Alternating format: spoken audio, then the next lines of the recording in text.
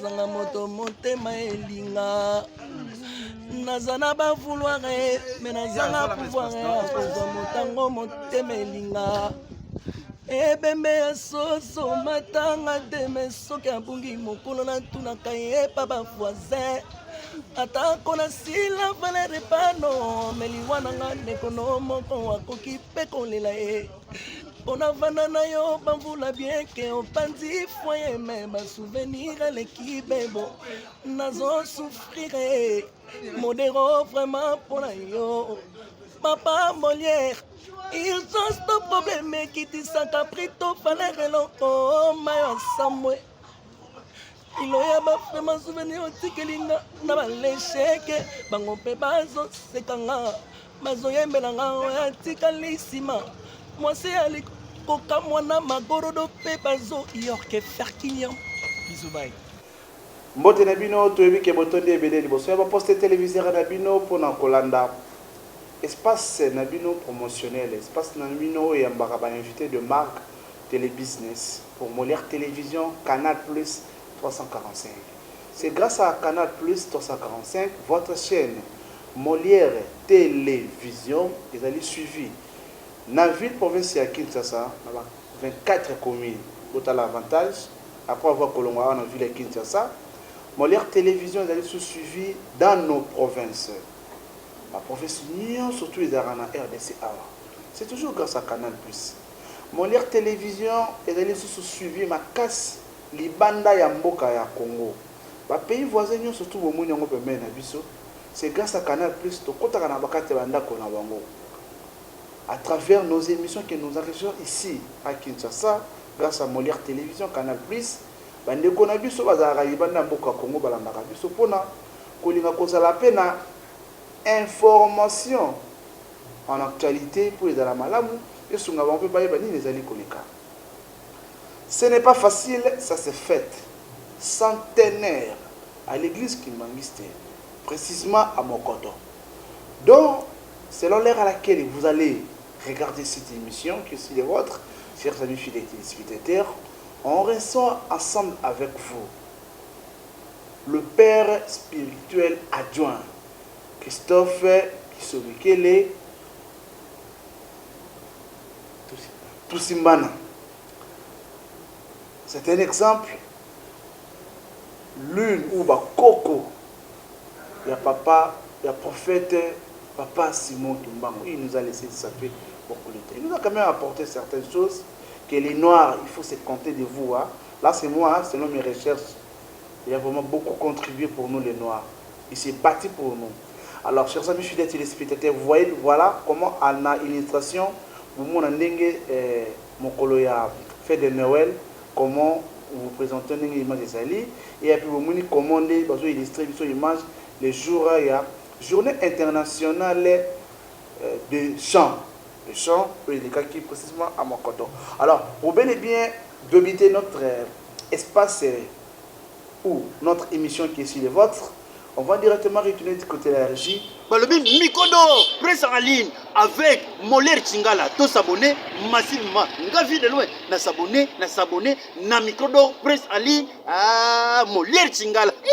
C'est très amusant et très mignon. Et Molière Tingala aux fantastique. Siècle, c'est pas appareil. Et voilà, chers amis fidèles téléspectateurs, nous sommes de retour. Voilà. Bonjour et bonsoir. Selon l'heure à laquelle on est au Borta, la bissoire. Papa Christophe, chef spirituel adjoint. Bon. Voilà. Mbote, bonjour, bonsoir. Je te dis Mbote. Mbote na bande konyo soyo bazali kolanda biso na ngonga oyo. Voilà, Mbote na bande konyo surtout bazali kolanda biso na ngonga oyo. Je pense que zali ba liboso de la Molière TV à travers Canal Plus.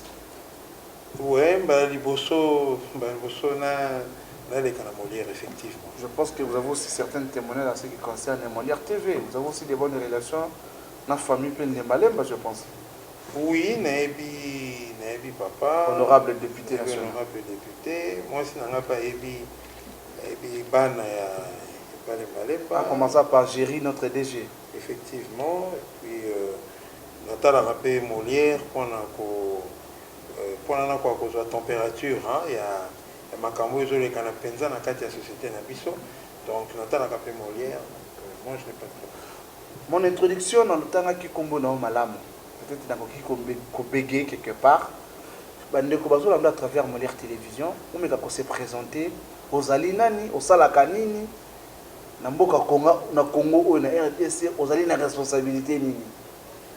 Otali caméra na biso. Comme na ngai papa Christophe Kisolokele Tusimbana nazali mwana ya papa Kisolokele Charles. Ye azali mwana ya liboso ya papa Simon Kimbanga. Azali chef spirituel adjoint de l'église kimbangiste et en même temps nazali pe président ya fondation Charles Kisolokele oyo emeka ko honorer misala o tata na biso to pe ba tata na biso basala ki tango baki na se atango. To pe tango basala ki yango bazala ki na se ya tango. Merci beaucoup alors. To kelinana. Centenaire. C'est pas facile, hein? Maîtriser l'évangile, c'est pas facile. Hein?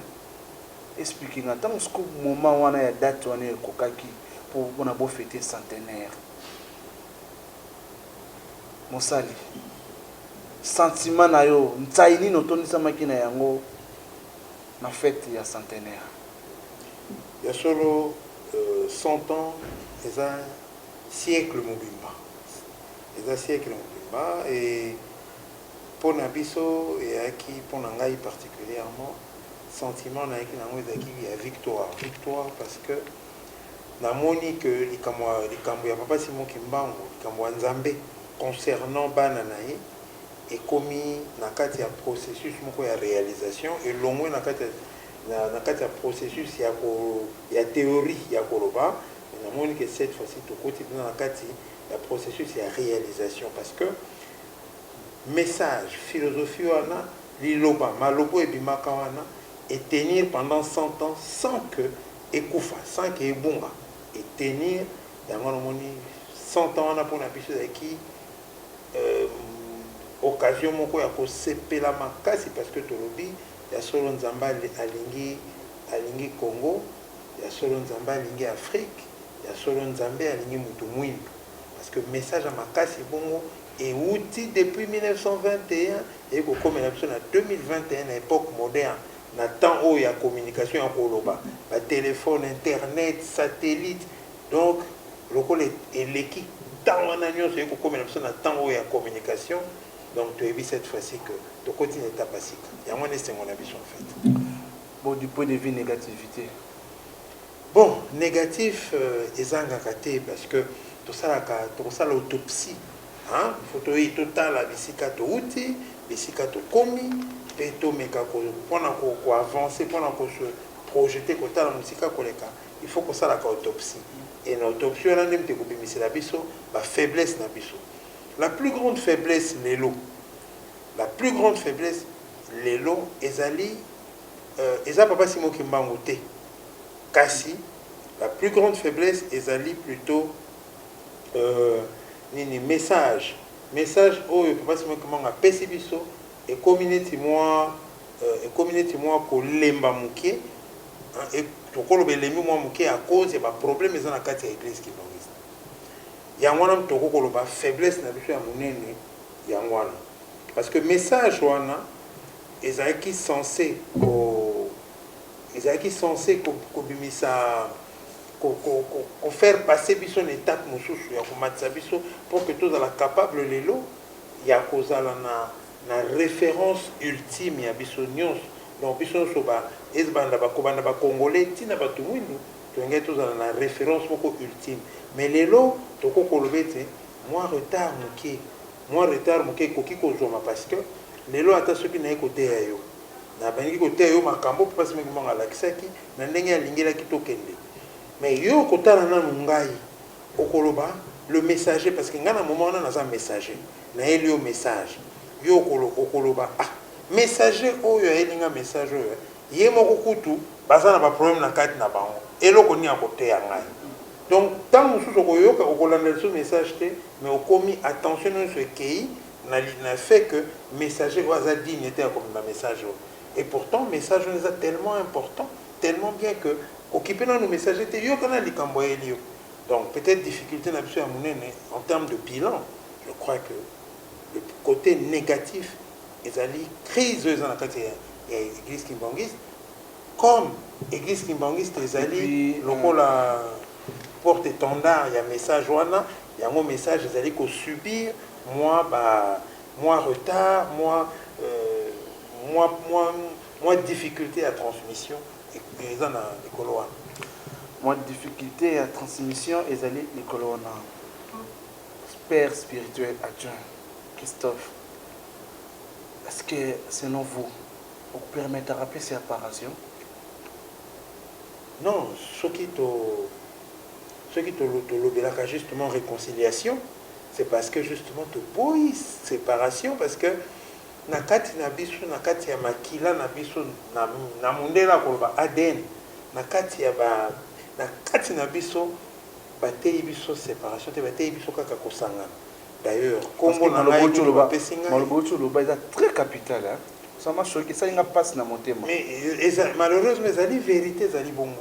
To komi na temps oyo il fallait que la modèle ya inspiration pour être battu nyonso ba se retrouver za la bakonzi bato ba otambusa mokili bato bazali kolongwa na président de la république ti na policier ti na huissier. Il faut que bango nyonso bazala empreinte na esprit wana pour que mboka na biso avance. Mais siko côté ya bango comme na biso plus difficile, il faut que de koluka penza mécanisme aluba makasi pointe kokoka ko toucher ko toucher mitema batu pour être baba la misu batala.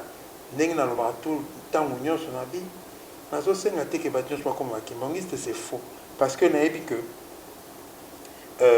naebi ko ça la distinction topé naebi ko ça la bokabwani entre kimbangisme rituel, donc ça veut dire l'église kimbangiste barite et église, et puis kimbangisme philosophique où ils allaient penser, ils allaient kanisi au papa simo kimbango apesaki muto illustra kengo d'ailleurs très bien ils allaient papa yange na konti malobi bana na ngai elembo, donc bana papa simo kimbango ya elembo la majorité bazali awate, donc abandé kolobela l'église abi la majorité la plupart bazali banda. Donc pour dire que kimbangiste philosophique bazali est belé. C'est une bonne réflexion hein? Oui, abi bazali est belé et kimbangiste wana bangonde baza censé bangonde bakoya pour te totombola ekolo totonga yango et mata et comme appelé bijou lokola diamant moko babwakaki na fulu et mutu moko ya zwango asukuli en parce que eboka na fulu potongo ka neti déchet. Mais tant que tu as récupéré ce qu'il y a bien que non pas y a battu quand diamant va payer prix et jouer valeur. C'est un peu ça. Va payer prix et jouer valeur. Merci beaucoup. On salue Nzambe. Alors ce que tu dis dans la seconde partie pour nous vous avez aussi certains programmes parce que tu merci beaucoup d'abord pour l'opportunité. C'était pas facile hein. Je sais pas quoi pas cité à cause mais je pense que Zaki événement Zaki nous ont préparé sur événement dimanche. C'est dimanche, tout profiter directement donc c'est dimanche. Je pense que Molière TV peut oui cause à la porte invitation cordiale boya parce que ndenge to lobi to longwana na likanisi mais to komi sa likanisi vivant to rendre en vivant. Donc pour le compte à Molière Télévision, pendant moi un peu qu'on a pu moins sans sa responsabilité, surtout une invitation à Bissou Binaboé et aux Alamalam, et quand vous allez couvrir un mot bien vraiment, la intégralité, tout ça mon salon à Bissou pour les Alamalam. Alors pourquoi vous allez aller en fait c'est dimanche? C'est à l'occasion de quoi, mais quand on peut expliciter, corps de Christ et les kimbangistes et surtout, va comprendre pourquoi qui est dans le plateau de Bateke en fait. Hein? De Bateke. Voilà. Explique-moi d'abord. Quel est l'impact, l'importance de mon collègue dimanche? Bon, en fait, processus au Salaki, pendant qu'on va expliquer d'abord Bissika Tozali Kokende. Dans le plateau de Bateke, Zali, Ipayo, papa Balansaka, créé un centre Moko, centre en même temps centre agricole, puis Zaki Lokola, centre Moko, il y a retraite spirituelle. Alors, c'est depuis 81. À nous, ça 40 ans depuis que créé un centre.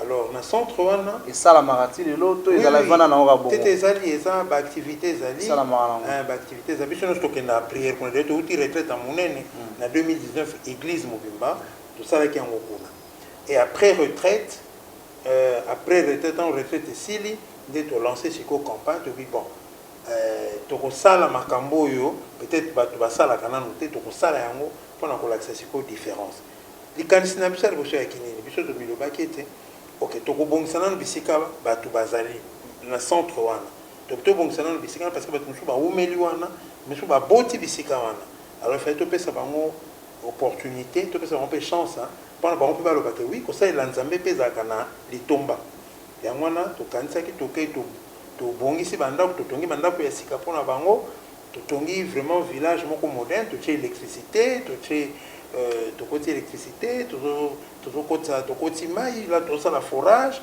pour que baza na bacondition moko optimale yango mpe centre de service mpona contrer parce que kuna mpe bapopulation baza na mwa mpasi mingi toza tya na hôpital ya monene kuna oyo eservaka mpona bato bariverain bato ya bavillage oyo nyonso bayaka wana mais tolingaki à part que hôpital ezali école ezali tolingaki mpe tosala tocréer espace moko de vie communautaire ezala lokola bavillage moko moderne oyo ekopermettre bato wana baza na besoin koyaki sasa te baa na nyonso sur place je pense que tant toke dimanche bokomona mosala esalami kuna et puis à part ça toza voisin na village moko mwa cité moko ya moke kombo nango Kimpeti cité wana eza kointéresse biso particulièrement mpona nini parce que ezali bureau d'administration aner territorial nyonso eza na Kimpeti wana alors totalaki bacondition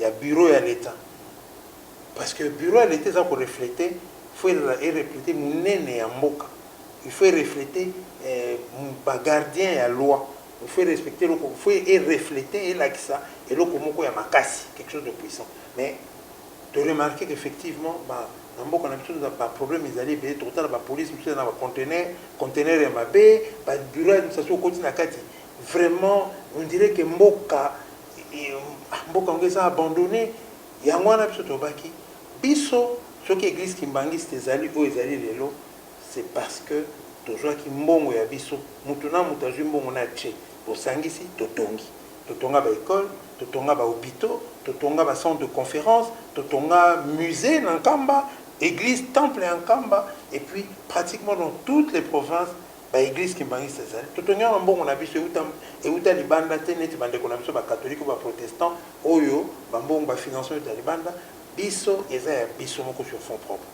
Le modèle wana oyo ya travail sur fonds propres ezali oyo tobengaka communément tosala yango na ntinsani ntinsani ezali mutu na mutu aye kotia mbongo tosangisi moins 100 francs 500 francs aza na 1000 francs atie oyo mpe aza na $1000 atie mais tosangisi yango na objectif moko kosala eloko moko communautaire donc tant que totali bongo tolobi mais modèle oyo balakisaki biso parce que euti epai ya batata na biso balakisi biso ndenge tosalaka euti na philosophie ya papa Simon Kimbangu sikoyo biso tomelobi oh mais pourquoi eloko wana tokoaplike yango kaka na échelle à l'intérieur pourquoi tokosala yango mpe te à l'échelle nationale tobi bon tokobanda tosala mo exemple tokei tosengi na bango est ce que parce que babureau bamire mosusu ya bilingi ekweya ale tobuki yango nyonso totongi babureau ya sika toekipe yango totieli bango mpe électricité bapanneau solaire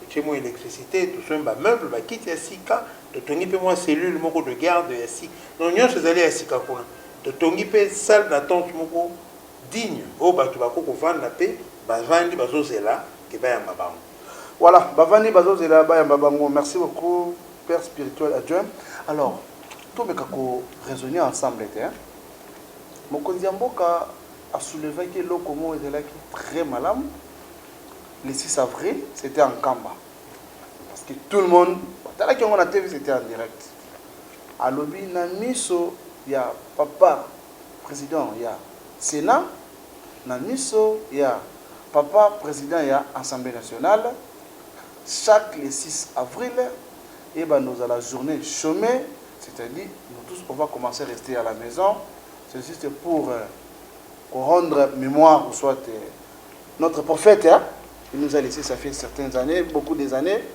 ils ont la bongo dans le col comme héros en fait. Les Kanisiwana, le message est accompli.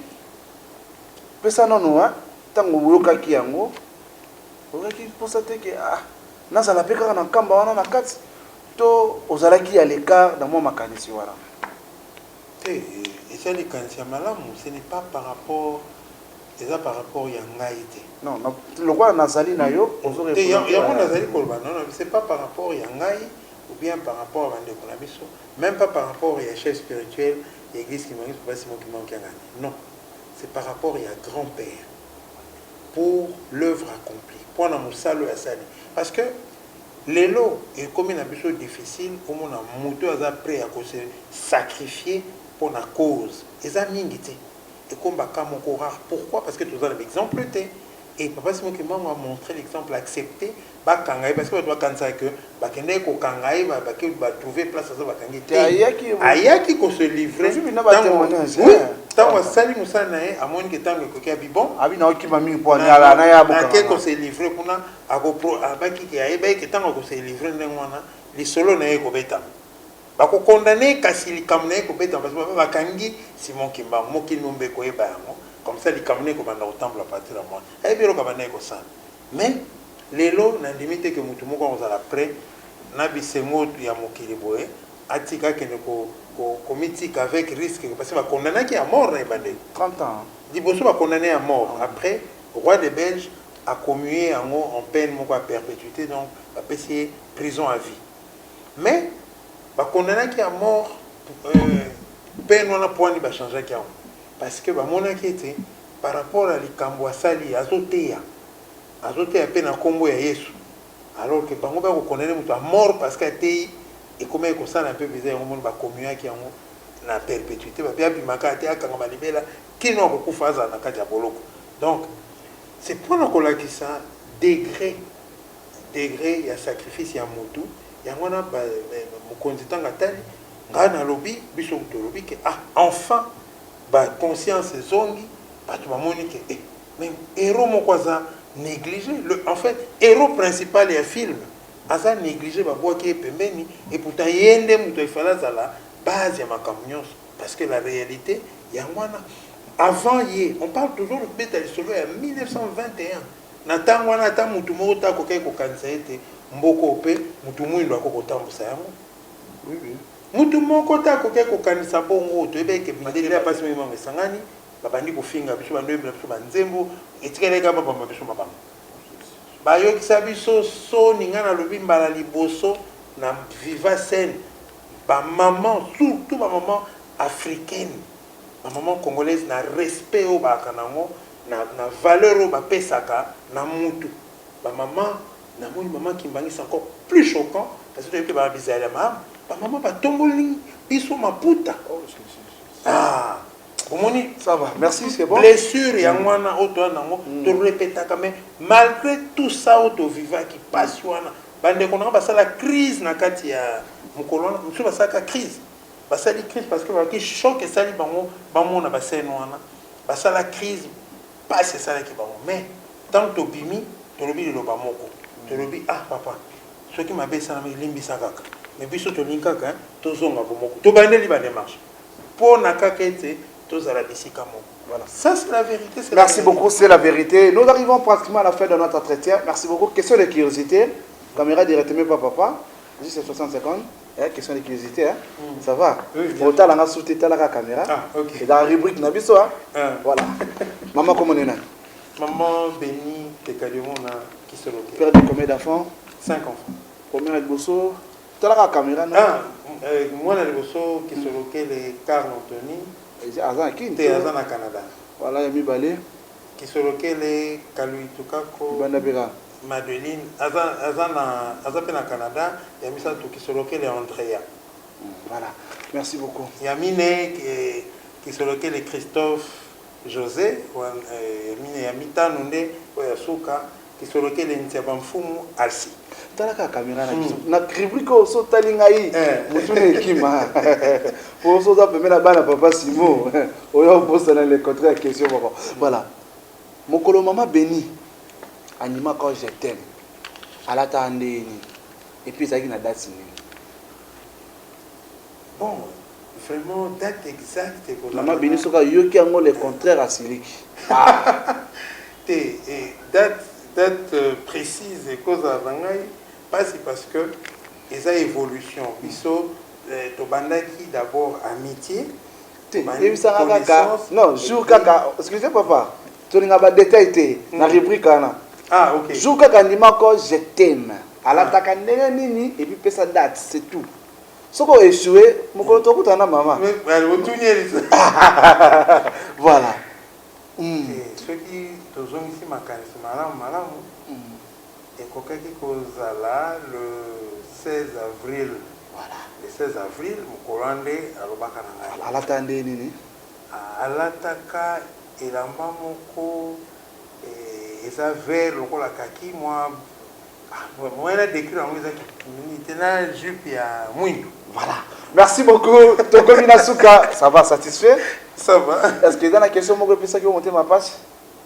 Alors tant que tout par rapport à la réconciliation, on dirait que Namoni, on dirait que bon, t'as les libitions à dire que bon, tozali, on dit tous la motivation té. Tozoti ka, bilo que fonctionner mi balé pendant que toko sangisango, yanga na bi ah, motuna wana tant que ya non apprécié, ba tu va jouer en mot ba comprendre bien mais to lobi penza ya solo que to libiso to lingaka té. Tolingi te ke lingomba yo za bokabwana tolingi lingomba za bomo na suka na biso sala ka boy tolo bango biso mibale esiko to betisi bino mabaku bolimbisa biso bisika to betisi bino mabaku bolimbisa biso voilà qui commence bien qui finit bien. Chers amis fidèles téléspectateurs, nous arrivons pratiquement à la fin de notre entretien. Merci beaucoup. Nous avons réussi ensemble avec vous. C'était les chefs spirituels adjoints de l'église Kimbongiste, Christophe Kisolokele. Il est président de la fondation Papa Charles Kisolokele. Il est aussi vice-président du parti politique Défi Congo. Marié. Vous avez quand même bien bel et bien écouté. Alors, on attend vos suggestions et vos remarques. Ceux qui ont été au lobby, vous avez un plateau sur invitation. Tout le monde a au lobby, tout vivre sur place. Et après, tout le monde a pour cette télévision, on a vu, on a dit, ceux qui ont solo, tout solo. Allez, tout le monde a au lobby, ceux qui connaissent sous Christ, il y a un mokolo à l'éviter. Merci beaucoup. Voilà. Merci beaucoup. Merci.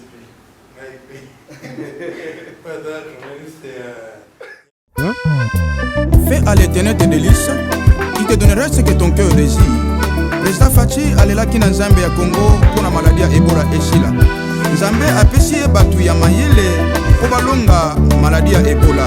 Docteur Jean-Jacques Muyembe na baminganga nyonso ya Congo. Ebola eza éternalité ekosila. Président Fachi alobi na bana ya Congo elongo na Nzambe tokolonga. Bapasi na biso eza éternalité ekosila. Bitumba ekosila. Tokosepa na bojamboka na biso. Papa na ye na présence na yo. Pona kolela pona mboka na ngaye. Président Fachi asengaki bolimbisi pona bana ya Congo e. Soki peuple esengi bolimbisi yoko limbisa oko pambola mboka e oko longola maladi mosika e oko longola maladi mosika e maladi ya Ebola ebandi de côté depuis 1976 na zone ya Yambuku na province ya Équateur na mai moko ya mukie kombo nango Ebola bisika nde Ebola ebandi